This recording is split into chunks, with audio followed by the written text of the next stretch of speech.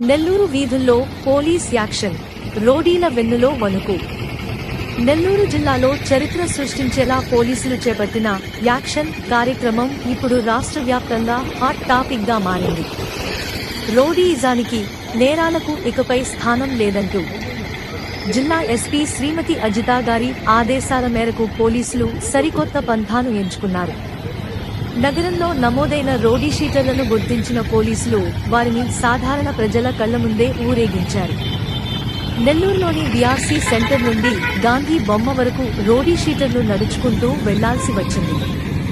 ఇది కేవలం హెచ్చరిక కాదు, నేరస్తుల గుండెల్లో భయాన్ని నింపే విజువల్ వార్నింగ్. ఈ సాహసోపేతమైన, కఠినమైన చర్య తీసుకున్న ఎస్పీ అజితా గారిపై జిల్లా వ్యాప్తంగానే కాక అన్ని వర్గాల ప్రజల నుండి ప్రశంసలు వెల్లువెత్తుతున్నాయి. పోలీసులంటే ఇది కదా అని ప్రజలు జేజేలు పలుకుతున్నారు. ఈ ఒక్క చర్యతో నెల్లూరు జిల్లా పోలీసుల ప్రతిష్ట, గౌరవం అమాంతం పెరిగింది. ఇప్పటి వరకు ఒక ఎత్తు, ఇకపై ఇంకో ఎత్తు అన్నట్లుగా పోలీసుల వైఖరి మారింది.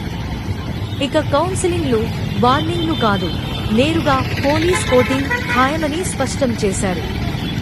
రోడీలు, గూండాలు, నేరగాళ్ల గుండెల్లో గుబులు మొదలైంది. కత్తులు, నేరాలు వదిలేయకపోతే వారి కౌంట్ డౌన్ మొదలైనట్లేనని పోలీసులు పరోక్షంగా హెచ్చరించారు.